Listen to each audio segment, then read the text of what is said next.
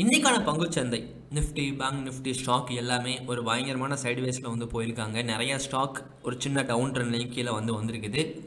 Market இந்த மாதிரி ஒரு நல்ல ஒரு சைடுவேஸில் வந்து போகுது அப்படின்னா 11 o'clock ஸ்ட்ராட்டஜி இருக்கு இல்லையா, அதாவது 11:11 AM ஸ்ட்ராட்டஜின்னு சொல்லி நம்ம புக்கில் வந்து இருக்கும், ஆசான் பார்ட் 1ல் வந்து இருக்கும்.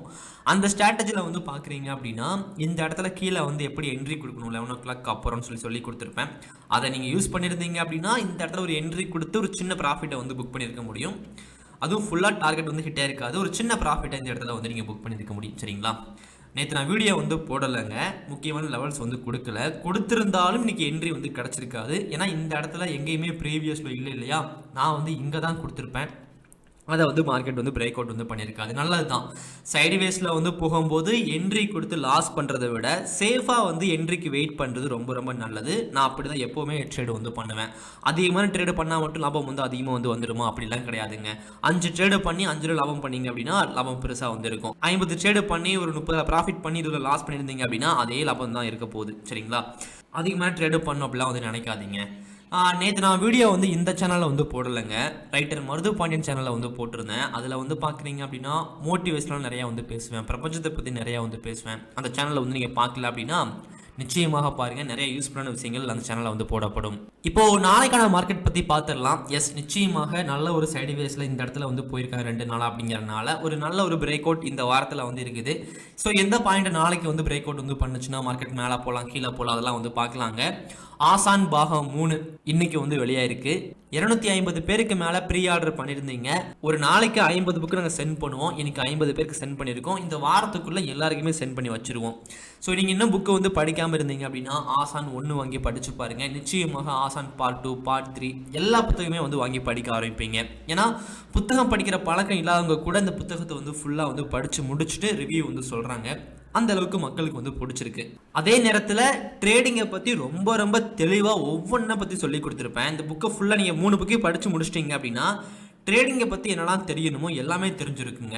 அதே மாதிரி ஸ்ட்ராட்டஜிலாம் வேணும் அப்படின்னா ஸ்ட்ராட்டஜியும் சொல்லி கொடுத்துருப்பேன். இல்லை எனக்கு கோர்ஸ் தான் வந்து வேணும் அப்படின்னா நான் கோர்ஸுமே வந்து ஃப்ரீயாக வந்து கொடுக்குறேங்க. ட்ரேடிங்க்கு வந்து என்னெல்லாம் தேவைப்படுமோ எல்லாத்தையுமே நான் வந்து ஃப்ரீயாக வந்து கொடுக்குறேன் அந்த கோர்ஸில். ஸோ ஒரு நாளைக்கு ஒரு 1/2 hour டைம் இருந்துச்சு அப்படின்னா புத்தகம் வாங்கி படித்து பாருங்கள். புத்தகம் படிக்கிறது நல்ல ஒரு ஹேபிட் தான், உங்கள் லைஃபையே அது மாற்றிடும். சரி, ஓகேங்க. ஃபர்ஸ்ட் நம்ம நிஃப்டி வந்து பார்த்துடலாம். நிஃப்டியில் 1 day டைம் ஃப்ரேமில் மார்க்கெட் முக்கியமான இடத்துல வந்து இருக்கிறாங்க.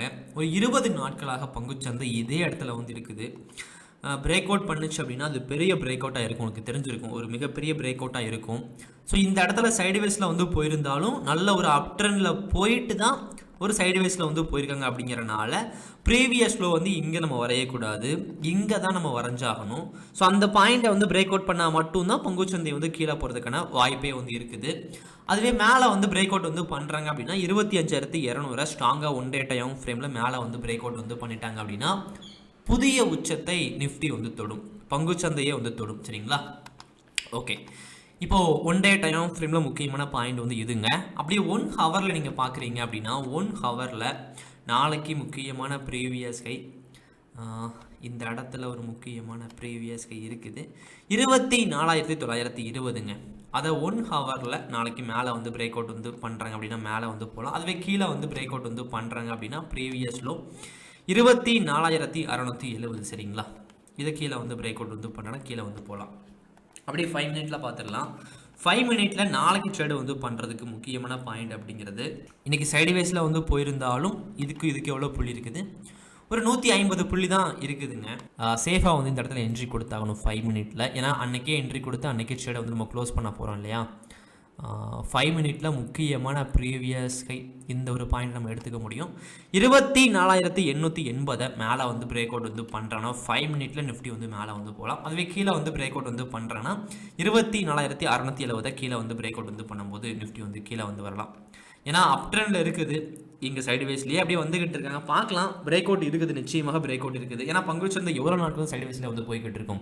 சைடுவேஸில் போனால் கூட அதுக்கு சில ஸ்ட்ராட்டஜி யூஸ் பண்ணி லாபம் வந்து பண்ணிட முடியும். ஸோ பங்குச்சந்தை வந்து ஒருத்தருக்கு சாதகமாக வந்து போய்கிட்டே இருக்காது. இப்போது சைடுவேஸில் வந்து போய்கிட்டுன்னு வச்சுக்கோங்களேன், ஆப்ஷன் செல்லர்ஸ் வந்து நிறைய லாபம் புக் பண்ணுவாங்க. சைடுவேஸில் வந்து போய்கிட்டே இருக்குது அப்படின்னா அப் ட்ரெண்டில் போய்கிட்டுன்னு வச்சுக்கோங்களேன், ஆப்ஷன் பையர்ஸ் வந்து நல்ல லாபம் புக் பண்ணுவாங்க. டவுன் ட்ரெண்டில் போச்சு அப்படின்னா அதே மாதிரி தான். அதே மாதிரி அப் ட்ரெண்டில் போகும்போது ஸ்டாக்கில் வந்து பெரிய லாபம் வந்து கிடைக்கும். ஸோ இப்போது ஆப்ஷன் செல்லர்ஸ் வந்து நல்லா லாபம் வந்து புக் பண்ணிட்டு இருக்காங்க. இந்த மந்த்து முடியும் போது அடுத்த மந்த்லாம் வந்து பார்க்குறீங்க அப்படின்னா ஆப்ஷன் பையருக்கு சாதகமாகவும் ஸ்டாக்கும் நல்லா வந்து போகும்னு நான் நினைக்கிறேன். அப்படி போகிறதுக்கான வாய்ப்பு தான் அதிகமாக இருக்குது. சரிங்களா? ஓகே, 5 மினிட்லேயும் பார்த்தாச்சு. அப்படி சென்செக்ஸ் வந்து பார்த்துடலாம். சென்செக்ஸில் முக்கியமான ப்ரீவியஸ் கை ஒன் டே டைம் ஃப்ரேம் தெரிஞ்சிருக்குங்க.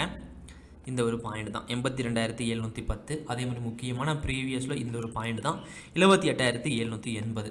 அப்படியே 1 ஹவரில் நீங்கள் பார்க்குறீங்க அப்படின்னா ஒன் முக்கியமான பாயிண்ட் வந்து சென்செக்ஸை பொறுத்த வரைக்கும் 81,890ங்க. இதை மேலே வந்து பிரேக் அவுட் வந்து பண்ணுறேன்னா சென்செக்ஸ் மேலே வந்து போகலாம்.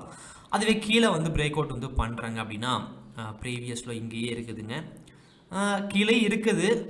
நம்ம கொஞ்சம் 5 மினிட்ல வேணால் மாற்றி வந்து வரைய முடியும். 1 ஹவரை பொறுத்த வரைக்கும் நிஃப்டியில் வந்து பார்க்குறீங்க அப்படின்னா நம்ம இங்கே கொடுத்துருந்தோம். அதே மாதிரி தான் சென்செக்ஸில் இங்கே ஒரு பாயிண்ட் இருக்குது, கொஞ்சம் கீழே தள்ளி இருக்குது. நம்ம என்ன பண்ணலாம் அப்படின்னா இந்த ஒரு ப்ரீவியஸ் லோ எடுத்துக்க முடியும்.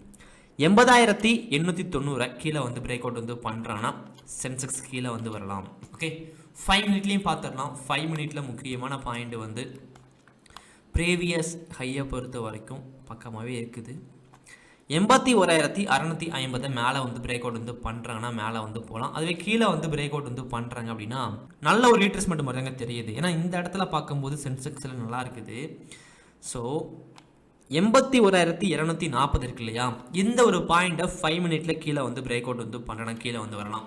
இதே மாதிரி நிஃப்டியுமே வந்து வரைஞ்சிக்கலாங்க. நிஃப்டியில் கொஞ்சம் கீழே தள்ளி கொடுத்துருப்பேன் 5 மினிட்ல. ஸோ நிஃப்டிலையும் அதே மாதிரி வரைஞ்சிக்கலாம். 24,750 கீழே வந்து பிரேக் அவுட் வந்து பண்ணுறான்னு நிஃப்டி வந்து கீழே வந்து வரலாம். ஓகே, சென்செக்ஸும் அதே மாதிரி தான் கீழே வந்து போகலாம். 5 மினிட்ல பார்க்குறீங்க அப்படின்னா இந்த ஒரு பாயிண்ட். அப்படி பேங்க் நிஃப்டி வந்து பார்த்துடலாம். பேங்க் நிஃப்டியில் ஒன் டே டைம் ஃப்ரேமில் முக்கியமான பாயிண்ட் வந்து இதை பொறுத்த வரைக்கும் மேலேயே வந்து பிரேக் அவுட் வந்து பண்ணிட்டாங்க, புதிய உச்சத்துக்கு வந்து போயிட்டாங்க. ஸோ ப்ரீவியஸ் லோவை பொறுத்த வரைக்கும் ஒன் டே டைம் ஃப்ரேமில் 53,470, ப்ரீவியஸ் ஹையை பொறுத்த வரைக்கும் 55,910. அப்படியே 1 ஹவரில் நீங்கள் பார்க்குறீங்க அப்படின்னா முக்கியமான பாயிண்ட்டு ப்ரீவியஸ் ஹை இங்கே இருக்குதுங்க, 56,070ங்க. இதை மேலே வந்து பிரேக் அவுட் வந்து பண்ணுறேன்னா பேங்க் நிஃப்டி மேலே வந்து போகலாம். அதுவே கீழே வந்து பிரேக் அவுட் வந்து பண்ணுறாங்க அப்படின்னா 1 ஹவரில் 55,380 கீழே வந்து பிரேக் அவுட் வந்து பண்ணும்போது பேங்க் நிஃப்டி கீழே வந்து வரலாம்.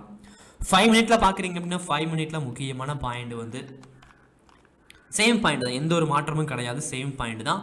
56,070 மேலே வந்து பிரேக் அவுட் வந்து பண்ணுறேன்னா பேங்க் நிஃப்டி மேலே வந்து போகலாம். அதுவே கீழே வந்து பிரேக் அவுட் வந்து பண்ணுறேன்னா சேம் பாயிண்ட் தான். ஒரு வேளை கீழே இங்கே வந்து பிரேக் அவுட் வந்து பண்ணுது அப்படின்னா, ஒருவேளை கீழே வந்து பேங்க் நிஃப்டி பிரேக் அவுட் வந்து பண்ணுது அப்படின்னா 55,390 கீழே வந்து பிரேக் அவுட் வந்து பண்ணும்போது பேங்க் நிஃப்டி கீழே வந்து வரலாம். ஒரு முக்கியமான விஷயங்க, ஒருத்தங்க ட்ரேடிங்கில் வந்து லாஸ் பண்ணுறாங்க அப்படின்னா அதுக்கு முக்கியமான காரணம் அவங்களுக்கு ட்ரேடிங்கை பற்றி அடிப்படை வந்து தெரிஞ்சிருக்காது. ஏன்னா இதில் சுலபமான வழிகள் வந்து எவ்வளவோ இருக்குது. ஆனால் இதை வந்து ஒரு கேம் மாதிரி வந்து பார்ப்பாங்க. க்ரீனாக மேலே போகுது, ரெட்டாக கீழே வருது, மேலே பை பண்ணால் ப்ராஃபிட், கீழே பிஇ பை பண்ணால் ப்ராஃபிட், இந்த மாதிரி நினச்சி ட்ரேடு வந்து பண்ணுவாங்க. இது ஒரு கேம் கிடையாது, இது பிஸ்னஸ். ப்ராப்பரான ஸ்ட்ராட்டஜியில் நிறையா வந்து இருக்குங்க. நிறைய உழைப்பு வந்து நீங்கள் போட வேண்டியது இருக்கும். அவ்வளோ சுலபமெல்லாம் பங்குச்சந்தை வந்து லாபத்தை வந்து கொடுக்குற மாதிரி இருக்கும். அப்போ தான் நிறைய பணத்தை வந்து போடுவாங்க. ஆனால் அப்படிலாம் வந்து கொடுத்துறாது. ஸோ இதில் பங்குச்சந்தையில் பணம் வந்து நிறையா சம்பாதிக்க முடியும். ஆனால் உழைப்பு வந்து நிறைய வந்து போட்டாகணும். ஸோ உழைப்பு போட தயாராகுங்க, பணத்தை மட்டும் எதிர்பார்க்காதீங்க. சரிங்களா? ஓகே, அடுத்த வீடியோவில் பார்க்கலாம். தேங்க்யூ.